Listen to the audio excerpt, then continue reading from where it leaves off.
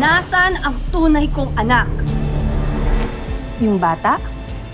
Nasa pinsan ko. Nang dahil nga sa kanya, nagka-letse-letse ang buhay ko. Anong pangalan ng pinsan mo?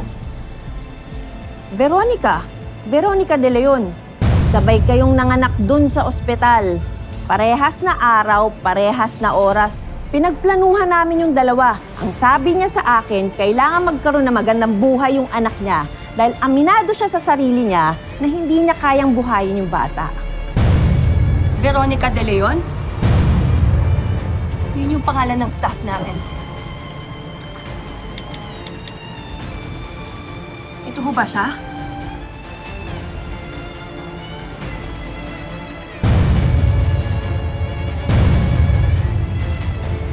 Oo, siya yan.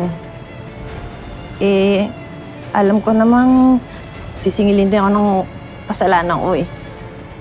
Lalo na dun sa buhay ng batang napunta kay Veronica. Alam ko namang naging impyernong buhay niya sa kanya.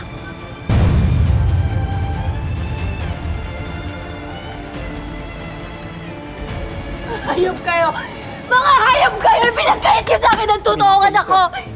Niloko ako ni Veronica! Niloko ako ni Veronica at ni Oliver! Because anong ginawa ko, ha? May mali ba sa akin?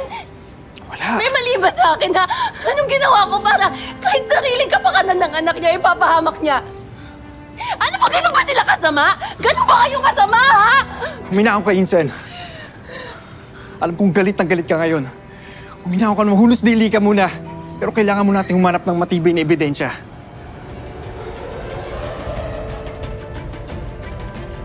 Humanda kayo sa akin!